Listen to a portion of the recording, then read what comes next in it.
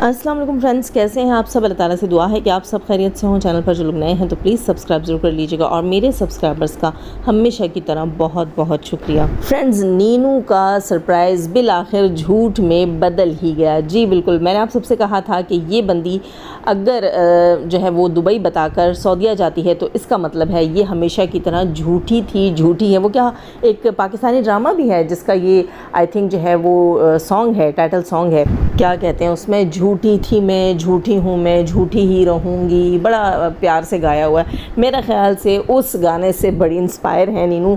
और लोगों ने इनके कमेंट सेक्शन में भी यही लिखा, इन्होंने अपनी वीडियो के थंबनेल पे आई थिंक लिखा था सरप्राइज़, ये जब पहुँच गई हैं मदीना और इनको वेलकम करने के लिए आई हैं एयरपोर्ट पर सलमा और उनकी बेटियाँ, उनके बच्चे और सलमा के ससुर जी बिल्कुल हाजी ग़ुलाम, वो इनको रिसीव करने के लिए आए हैं एयरपोर्ट के ऊपर। आंटी बिल्कुल नहीं आई, क़तन नहीं आई। अच्छा, ये अपने थंबनेल पे लिखती हैं सरप्राइज़ है और अंदर भी बताती हैं, जब ये सलमा से मिलने के लिए आगे बढ़ती हैं, कहती हैं अब उस सरप्राइज़ का टाइम आ गया जो मैंने आपको पाकिस्तान में बताया था कि मैं आपको जाकर सरप्राइज़ दूंगी। तो नीचे लोगों ने यही लिखा है कि सरप्राइज़ नहीं था, सीधी तरह कहो कि ये झूठ था। ठीक है, ये कोई हमारे लिए सरप्राइज़ नहीं था, हमारे लिए तुम्हारा झूठ था और तुम अपने ऑडियंस के सेंटिमेंट्स के साथ खेलती हो। हमें कोई इंटरेस्ट नहीं है, तुम जहाँ जाओ जहाँ ना जाओ। खैर, बहुत से लोगों ने इसको अच्छे कमेंट्स भी किए थे, लेकिन किसी एक दो लोगों ने ये कमेंट्स भी किए थे कि ऐसा बताने की क्या ज़रूरत थी, अगर तुम्हें जाना ही था तो ख़ुद को झूठा साबित करने की क्या ज़रूरत थी। और ये कोई इतना बड़ा सरप्राइज़ नहीं था, लोगों ने हैरान होकर जो है बेहोश नहीं हो जाना था, लोटपोट नहीं हो जाना था। लोगों ने तो फूलों के हार नहीं चढ़ाने थे। थोड़ा सा मैं खुद से लगा रही हूँ, कमेंट्स में इतना नहीं था।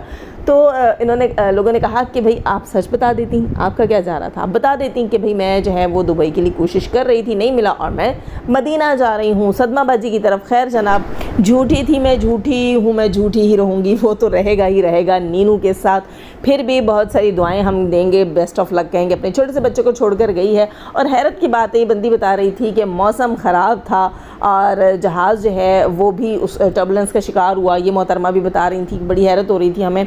और खैर जो भी था, इस बंदी ने कहा कि मैं डरी नहीं, मैं ज़रा से भी नहीं डरी, क्योंकि मौत का गम नहीं और ज़िंदगी की खुशी नहीं, और इस तरह के कुछ इसने डायलॉग्स बोले।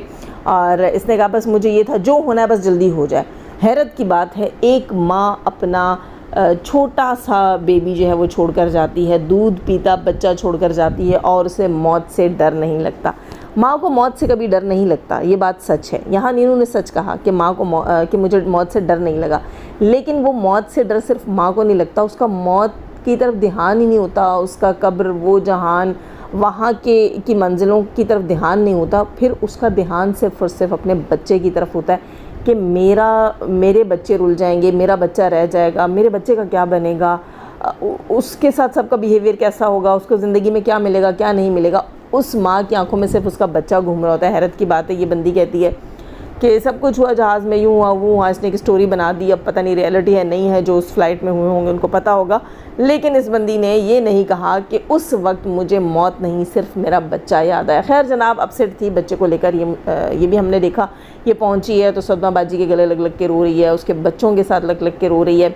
खैर जनाब, हम यही कहेंगे कि एक माँ अगर अपनी ज़िंदगी की बेहतरी के लिए, अपने बच्चे की ज़िंदगी की बेहतरी के लिए गई है तो अच्छी बात है, अल्लाह उसको कामयाबी दे, वो भी अपना रिज़्क कमा ले, अपने हिस्से का रिज़्क कमाए और अपने बच्चे को एक अच्छी ज़िंदगी दे। बहुत से लोग ये कह रहे थे कि ज़रूरत नहीं थी जाने की, वापस चल जाओ, अपने बच्चे को ले लो, ये कर दो वो कर दो, माँ को जो है वो बच्चे से दूर नहीं रहना चाहिए। बिल्कुल सब कुछ करना चाहिए, लेकिन अगर वो कुछ ना कर पाए तो फिर वो बच्चे को खिला पिला भी ना पाए तो ये भी तो सोचना चाहिए ना। पाकिस्तान में महंगाई बहुत बहुत उरूजों पर है, बहुत ज़्यादा बढ़ गई है, तो मुश्किल है पूरा करना। हो सकता है कि इसको लग रहा हो अब आगे सब अपने बच्चों की अच्छी स्कूलिंग भी करवा रहे हैं तो इसको भी फ़ील होता होगा। खैर जनाब, देखते हैं कि अब ये कहानी कितने दिन चलती है। मैंने तो पहले कह दिया था कि ज़्यादा से ज़्यादा 3 महीना और उसके बाद टाइम फिश। चलें जनाब, सितारा की मम्मी से रिलेटेड भी बात की। अच्छा, उससे पहले एक और पॉइंट मुझे याद आया। ये कहा जा रहा है कि खाला, सऊदीया वाली खाला ने आपका वीज़ा स्पॉन्सर किया तो वो आपके बच्चे का, आपके बेबी का भी वीज़ा स्पॉन्सर कर सकती थी। अच्छा, मुझे नहीं पता कि वीज़ा किसने स्पॉन्सर किया, क्योंकि वो कह रही थी कल से मैं अपनी जॉब पर भी चली जाऊंगी। अब मुझे नहीं पता वो जॉब जो है सदमाबाजी की दी हुई जॉब है या वाकई वो किसी सैलून में, किसी पार्लर में जॉब करेगी, हमें नहीं पता उसका वीज़ा किसने स्पॉन्सर किया है। अगर वो अपनी बाजी के साथ ही बैठ कर कोई काम करती है, उसी का बनाया हुआ कोई सेटअप है या कुछ है, तो फिर तो गलत किया है बाजी जी ने, है ना। और अगर जो है बाजी ने ही स्पॉन्सर किया है तो बच्चे का नहीं किया तो इसका मतलब यही है कि उसने सिर्फ काम सीखने के लिए इसको ढकोसला देकर बुलाया है। और देखते हैं अब क्या है क्या नहीं, क्योंकि मुझे नहीं लगता कि बाजी ने वीज़ा स्पॉन्सर किया होगा, क्योंकि बाजी जो है वो ख़ुद इल्लीगली रह रही हैं। ये भी आप सब जानते हैं, हम सब जानते हैं कि वो इल्लीगली रह रही है। वो गई थी पॉलर के वीज़ा के ऊपर और फिर बाद में मतलब किसी ने बुलाया था इसको, हस्बैंड के वीज़ा के ऊपर नहीं थी, और बाद में जो है पता चला है कि वो इल्लीगल है। अब पता नहीं हस्बैंड ने अपने उस पर अकामे पे इसको ट्रांसफ़र किया नहीं किया, इनको बेहतर पता होगा। खैर जनाब, नीनू से रिलेटेड ये भी कहा जा रहा है कि नानी के पास पहुंच गई हैं नीनू अपनी, और नानी भी वो नानी जो नीनू की शक्ल देखना पसंद ही नहीं कर रही थी। जी बिल्कुल, नानी जो है वो नीनू की शक्ल देखना पसंद नहीं कर रही थी। नानी कितना रही हैं पाकिस्तान में, 2 बार आकर रही हैं पाकिस्तान में, और कई महीने रहकर गई हैं पाकिस्तान में। नीनू की माँ से मिल लिया था, नीनू की सास से मिल लिया था, नीनू की माँ को सितारा के घर में एंट्री दे दी थी, नीनू की माँ को सितारा के घर में रहने की इजाज़त मिल गई थी, लेकिन नीनू को जो है वो नो एंट्री जो है वो अभी तक थी। और वही नानी जो है उसकी वहाँ नहीं चली सलमा बाजी के घर, यानी सलमा बाजी जो है वो माँ की बात नहीं मानती है। हम नहीं कह रहे कि ये एक अच्छी बात है, कता ताल्लुक़ करना अच्छी बात नहीं है, लेकिन जो दुख नीनू ने दिया, जो अजियत नीनू ने दी वो कुछ कम नहीं थी। और यहाँ सदमा बाजी ने माँ का मान नहीं रखा और नीनू को घर में घुसा लिया। अब देखते हैं कि नीनू तो लग रहा है, क्योंकि लाउंज में पड़ी हुई थी, तो लग तो ये रहा है कि नीनू पूरे घर में दंदनाएगी और सदमा जो है उसकी मम्मा जो है वो एक कमरे में ही मुक़ीद हो जाएंगी, एक कमरे में बंद होकर रह जाएंगी जब तक नीनू आऊँगी। तो देखते हैं कि ये स्टोरी क्या है और यहाँ पर्दे के पीछे क्या निकलेगा, है ना। क्योंकि इतना तो सलमा बाजी को करना चाहिए था, माँ की बात का मान रखना चाहिए था। वो माँ जब पाकिस्तान में नीनू से नहीं मिली थी तो वो माँ जो है सऊदीया में नीनू से क्यों मिलना चाहेगी, तो इस बात का मान ज़रूर रखना चाहिए था सलमा बाजी को। लेकिन उन्होंने यहाँ आकर सबको गलत साबित कर दिया। खैर बहुत सौ को सही भी साबित किया कि वो अपनी माँ की रिस्पेक्ट का कभी भी ख्याल नहीं रखती। अभी पिछले दिनों हमारे घर में इसी तरह बात चल रही थी, यूँ बात लगी तो सदमा बाजी से रिलेटेड बात हुई कि इस बंदी ने तो अपनी माँ को कभी दुनिया को दिखाया ही नहीं था, इसे अपनी माँ इस काबिल लगती ही नहीं थी। क्यों? क्योंकि माँ को एज अ मेड ये जॉब्स करवा रही थी सऊदीया में। ये माँ को नहीं कह रही थी कि आप मेरा काम कर रही हैं, इतना कुछ कर रही हैं, आपकी एज नहीं है, मैं सैलून में दिन रात मेहनत करूँगी, मैं आपकी फ़ी यहाँ, आपके टैक्स यहाँ मैं पे करूँगी, आप लोगों के घरों में काम ना करें। बल्कि इसने ये सोचा कि तो मेड है तो दिखाने जोगी नहीं है, और इसने अपनी माँ दिखाई ही नहीं। ये मैं नहीं कह रही, ये किसी और के ख्यालात थे जो मैंने आपके साथ शेयर किए। खैर जब साजिद भाई फिर से मैदान में आ गए एक और रिएक्शन लेकर, ना साजिद भाई को करार ना हेटर्स को सुकून, और ये जंग जो अब छिड़ी है पता नहीं कितने दिन चलेगी। वैसे तो ज़्यादातर फरमाइश नहीं है साजिद भाई से रिएक्शन की, मतलब लोग नहीं डिमांड कर रहे, लेकिन साजिद भाई को भी अच्छा नहीं लग रहा। अब देखिए हम यही कहेंगे ये इनका पर्सनल मैटर है, ये जैसे इसको डील करें। हमारा काम है अपना रिव्यू रिएक्शन देना, अपना पॉइंट ऑफ व्यू रखना। हम हेटर्स को भी सुनकर अपना पॉइंट ऑफ व्यू रख देंगे और साजिद भाई को भी सुनकर हम अपना पॉइंट ऑफ व्यू ही रख सकते हैं। खैर जनाब, साजिद भाई ने आई थिंक वो रिएक्शन वीडियो जो उन्होंने कच्चा कुच्छा के ऊपर बनाई थी वो डिलीट कर दी, अपने चैनल के ऊपर नहीं छोड़ी है। और हेटर्स का आई थिंक ये कहना था कि वो वीडियो हमारे पास रिकॉर्डेड है, तो साजिद भाई ने कहा कि आप लोगों की भी बेशुमार वीडियोस मेरे पास रिकॉर्डेड मौजूद हैं, और ये लोग कह रहे हैं कि हम आपकी वीडियो जो है वो आगे देंगे, आपके ऊपर जो है वो रिपोर्ट करेंगे, मतलब ब्लैकमेल कर रहे हैं, प्रेशराइज़ कर रहे हैं। तो साजिद भाई ने कहा कि फिर अपनी वीडियोज़ के बारे में क्या ख्याल है जिसमें कि आप मेरे बच्चों को, मेरी दोनों बीवियों को, मेरे पूरी फैमिली और पूरे ख़ानदान को की तज़लील करते हैं, वो क्या है। तो भाई हम तो यही कहेंगे कि अगर इज़्ज़त प्यारी है तो अपनी लिमिट के अंदर रिएक्शन दें, अपने अल्फाज का बेहतरीन चुनाव करें, और आप जो है वो तनकीद बराए इस्लाह भी कर सकते हैं। ठीक है, आप जो है वो क्रिटिसिज्म करें लेकिन पॉजिटिव पॉइंट ऑफ व्यू से करें, गंदे अल्फाज का इस्तेमाल ना करें, तो आपकी बात तब भी चलेगी। खैर जनाब, लेकिन जो है वो जैसे को तैसा, हम क्या कह सकते हैं। अब साजिद भाई के रिएक्शन को हम यही कह सकते हैं इन लोगों के लिए। तो उनका कहना ये था कि इन लोगों की भी वीडियोज़ मेरे पास मौजूद हैं, मैं भी आगे दे दूँगा, मैं भी किसी से कम नहीं। और मैं आपको एक बात बता दूँ कि अगर देने पर आएँ साजिद और सितारा, जिनको लोग बहुत ज़्यादा प्रेशराइज़ कर रहे हैं, आजकल कमेंट सेक्शन में भरमार है कि अपने हेटर्स को स्ट्राइक दो, अपनी बच्ची के ऊपर, अपने बच्चों के ऊपर गलत बात बोलने वालों को स्ट्राइक दो, तो मे बी और वो अफोर्ड भी कर सकते हैं। महीने का तकरीबन अगर मैं एवरेज बात कर रही हूँ, जैसे सितारा के 2.5 लाख व्यूज़ आते हैं, तो 2.5 से 3 लाख व्यूज़ के ऊपर सितारा मंथली जो है 25 से 30 लाख रुपए अर्न करती है। तो 25 से 30 लाख रुपए अर्न करने वाला शख्स जो है वो 1-1.5 लाख में जो है वो अपना एक मैनेजर रख सकता है अपने चैनल को मैनेज करने के लिए, जो इनकी तरफ से स्ट्राइक्स भी देगा और सारे काम आसानी से हो जाएंगे। और मेरे ख्याल से ये ज़रूरी है और कर लेना चाहिए। देखिए, हम नहीं कहते कि हेटर्स जो हैं वो ना कमाएं, ठीक है। रिएक्शनिस्ट, हर बंदा रिएक्शनिस्ट कमाए, व्लॉगर कमाए, हर इंसान अपने नसीब का रोज़ी रिस्क कमाए, हमें इस पर कोई एतराज़ नहीं है। लेकिन अगर आप उस सब कुछ को पॉजिटिव लेकर चलें, कोई झूठ, बेहयाई, गुनाह, गंदगी, ये चीज़ें ना करें। इतनी चीज़ें हमें अभी सितारा में नहीं दिखी हैं जितनी आप लोगों ने गिन गिन के यहाँ रख दी हैं, और पता नहीं कैसे आप उन चीज़ों को इतना वो कर देते हैं। खैर जनाब, हम क्या ही कह सकते हैं। और साजिद भाई ने ये भी कहा कि कौसर को मैंने समझा दिया है कि आप अच्छे तरीके से रहें, लड़ाई झगड़ा ना करें, आपको किसी चीज़ की कमी नहीं, आपको जिस चीज़ की ज़रूरत होगी आप मुझसे कहें, मैं आपकी वो ज़रूरत पूरी करूँगा, लेकिन आप जो है बातों को, मामलात को ख़राब ना करें। और ये एक अच्छी बात है अगर तरीके से अपनी बीवी से बात कर ली है। और दूसरी चीज़ मैं ये भी कहूँगी जनाब, मैंने आज इनके व्लॉग में देखा कि कौसर साहिबा ने बहुत दोस्तियाँ भी बना ली आस पड़ोस में। जी बिल्कुल, कौसर जो है वो पिंड वाला माइंड अपना रखती है, गांव वाला माइंड रखती है, और वो आस पड़ोस की औरतें वहाँ वॉक पर आती हैं। खैर सिटीज़ में भी ये चीज़ होती है, आस पड़ोस की औरतें जो हैं वो रात को वॉक पर निकलती हैं, बाहर बैठती हैं। तो कौसर भी उनके साथ बैठी हुई थी। तभी मैं कहूँ कि कौसर जो है वो सितारा के घर क्यों नहीं जा रही, क्योंकि कौसर को अपने साथ सहेलियाँ मिल गई हैं, दोस्तें मिल गई हैं, इसलिए नीड नहीं है। अच्छा, एक और चीज़ मैं आपको बताऊँ, ये जहाँ रह रहे हैं अभी तक जितना मुझे समझ आया है इस पूरे उनके घर से रिलेटेड, ये जो है बहरिया टाउन के बिल्कुल एंड के ऊपर बने हुए हैं ये फ्लैट्स, और ये एल शेप में बने हुए हैं, ठीक है।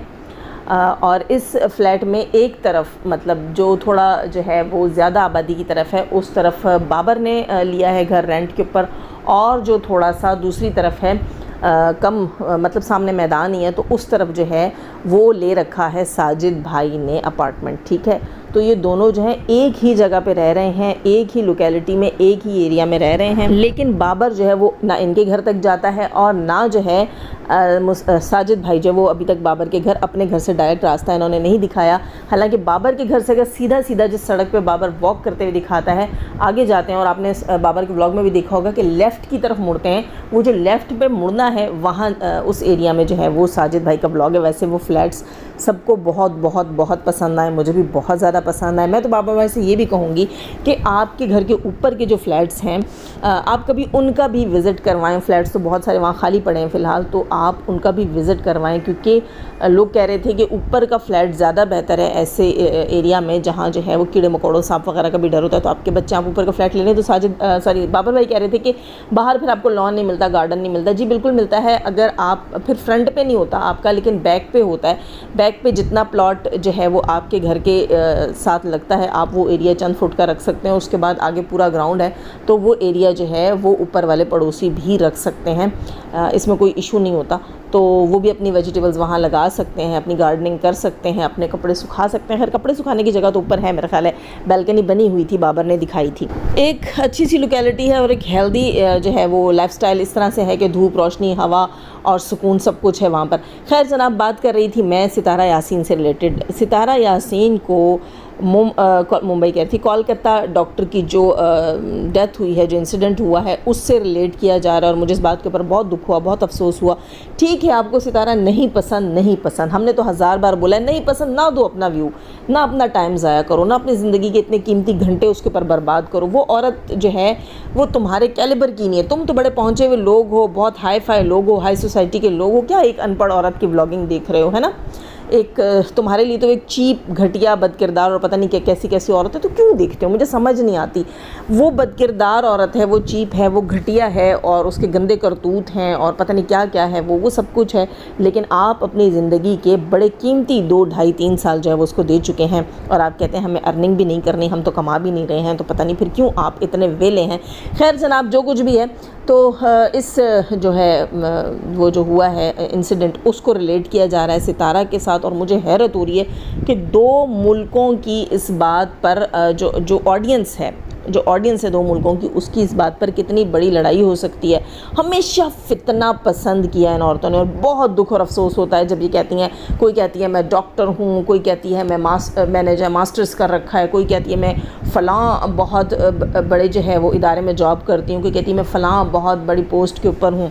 कोई अपने हस्बैंड का डेजिग्नेशन बताती हैं, अपना लाइफस्टाइल बताती हैं, लेकिन जब मैं इनकी लाइव सुन रही होती हूँ तो पता चल जाता है कि ये क्या कैलिबर है और क्या है सब कुछ। लेकिन हैरत की बात ये है कि जब आप इतने पढ़े लिखे हों, इतने एजुकेटेड हों, तो आप एक अनपढ़ इंसान से इतना पीछे कैसे हैं। सितारा ने कभी भी कोई ऐसी बात नहीं की जो दो मज़ाहिब के बीच में या दो कौमों के बीच में या दो ममालिक के बीच में जो है वो झगड़ा, फसाद और फितना पैदा कर दो। हालांकि आपकी नज़र में वो जाहिल है, आपकी नज़र में वो अनपढ़ है, आपकी नज़र में वो गिरी हुई औरत है, जो कि हमें नहीं लगती। क्योंकि मैंने पहले भी कहा था कि मैं जो है वो नॉलेज को और इल्म को अलग अलग जगह पे रखती हूँ। ठीक है, मेरे लिए एक अनपढ़ इंसान भी रिस्पेक्टेबल हो सकता है अगर उसका बिहेवियर अच्छा है और वो अपनी लाइफ को अच्छे से जी रहा है, और एक पढ़ा लिखा इंसान भी मेरे लिए जाहिल हो सकता है अगर उसे जीने का सलीका नहीं है, उसे कम से कम जो है वो लोगों के सेंटिमेंट्स का नहीं समझ आती, या उसको पता नहीं है कि उसने कब, कहाँ, कितना, किस पर बोलना है। खैर जनाब, तो ये बंदी जो है वो ऐसे बात कर रही थी, तो मुझे बड़ा दुख हुआ कि सितारा ने कभी ऐसी बात नहीं की। हालांकि बकौल आप लोगों के वो एक अनपढ़ जाहिल औरत है, गंवार है, वो पता नहीं क्या है क्या नहीं है। आप लोग तो बड़े हाई फाई कैलिबर के, हाई फाई सोसाइटी के, हाई फाई स्टेटस के लोग हैं यार। आप लोग तो ये बात ना करो। ये बात तो अब तब करो क्योंकि देखिए अब जो ये कोलकाता डॉक्टर का इंसिडेंट हुआ है उससे रिलेटेड ये बात सामने आई है कि भाई उसके पीछे बहुत बड़े बड़े लोगों का हाथ है। ठीक है, कॉलेज के जो प्रिंसिपल हैं उनके इन्वॉल्व होने का भी ख़दशा है, मिनिस्टर के इन्वॉल्व होने का ख़दशा है, उनके बेटों के, लड़कों के पता नहीं है तो इन्वॉल्व होने का ख़दशा है। मतलब इतने बड़े बड़े हाथ, कोई जो है वो पूरा रैकेट है, गैंग है, सब कुछ इस तरह के शकूक व शुबहात सामने आ रहे हैं। वो तो अल्लाह करे कि इन्वेस्टिगेशन इतनी क्रिस्टल क्लियर हो कि जालिम पकड़ा जाए और असल मुजरिम पकड़ा जाए, और ये बहुत बड़ा रैकेट मैं कहती हूँ पकड़ा जाए, और इंसानियत सोच जो चीज़ें हो रही हैं इनको कंट्रोल किया जाए, इनका ख़ात्मा किया जाए। लेकिन कहने की बात, मकसद मेरा ये था कि क्या सितारा को आप इतने बड़े उसके साथ जाकर जोड़ रही हैं, इतने बड़े रैकेट के साथ जोड़ रही हैं। इन्होंने कहा कि सितारा ने लोगों का इस केस से माइंड डाइवर्ट करने के लिए अपना और कौसर का इशू बनाकर मार्केट में ला कर रखा। ला हौला वला कुव्वता इल्ला बिल्लाह। तुफ है तुम लोगों के ऊपर। मुझे हैरत होती है किस बात को कहाँ जाकर चिपकाते हो यार। क्या माइंड है तुम लोगों का, क्या सोच है तुम लोगों की। ये नहीं सोचते कि हम किस बंदी को किस मुसीबत में फंसाने जा रहे हैं। क्या हम ये राइट रखते हैं? मतलब हवा में तीर तो नहीं कहूँगी, हवा में क्या छोड़ते होंगे आप लोग, झाड़ू के तीले छोड़ते। तीर तो आपकी, हाँ, नहीं बोलूँगी वो अल्फाज, फिर आप लोगों को बुरे लगेंगे। नहीं है भाई हैसियत, झाड़ू के तीले लेकर बैठी हुई होंगी तो वही छोड़ रही होंगी हवा में, आप और क्या छोड़ सकती हैं। सोच समझकर बात करनी चाहिए। वो बात करें जिससे किसी को नुकसान नहीं हो, वो बात करें जो समझ में आती हो, जो किसी के भेजे में जाती भी तो हो ना। कहाँ आप सितारा को रख रही हैं, कहाँ आप उस रैकेट को रख रही हैं, उस जो है वो गैंग को आप बीच में रख रही हैं कि सितारा जो है वो माइंड डाइवर्ट करने के लिए सब कर रही है। मतलब सितारा का कोलकाता डॉक्टर की डेथ के साथ इन्होंने लिंक जाकर लगा दिया। पता है असल कहानी क्या है? असल कहानी मैं आपको बताती हूँ। सितारा ने कोलकाता डॉक्टर की डेथ से लोगों का माइंड डाइवर्ट करने की कोशिश नहीं की है, बल्कि इसराइल और फ़लस्तीन की जो जंग हो रही है ना, उससे लोगों का माइंड डाइवर्ट करने के लिए अपना और कौसर का झगड़ा लगा दिया। क्या ख्याल है? ये ज़्यादा बेहतर नहीं है ना? वो तो इससे भी बड़ा इंसिडेंट है, क्या ख्याल है ना? चलो सितारा को ऐसे घसीटते हैं। अब हम ये कहेंगे कि सितारा जो है वो इसराइली एजेंट है और इसराइल के लिए नाउज़ुबिल्लाह काम करती है। अब हमें नहीं पता, हमने ये बोल दिया, अब हमारी ये वीडियो जो है, तो अब अगर इस पर हमें कम्युनिटी गाइडलाइन आ जाएगी, उसकी ज़िम्मेदार भी ये हेटर ख़वातीन होंगी। पता नहीं क्या क्या बुलवा देते हैं हमसे। खैर दोस्तों, लाइक कीजिएगा, लाइक करना ना भूलिएगा। सब्सक्राइब नहीं कर रखा तो सब्सक्राइब कीजिएगा। जाने से पहले हमेशा की तरह दुआ, अल्लाह ताला हमें आसानियाँ अता फ़रमाए, आसानियाँ बांटने की तौफीक अता फ़रमाए। शैतान सिर्फ मर्दों और औरतों से रखे। हमें, हमारे चैनल, हमारे पैनल, हमारी फैमिली, हमारी कंट्री को महफूज। आमीन सुम्मा आमीन। अपना बहुत सारा ख्याल रखिएगा, अपनी दुआ मुझे भी याद रखिएगा। अल्लाह हाफ़िज़।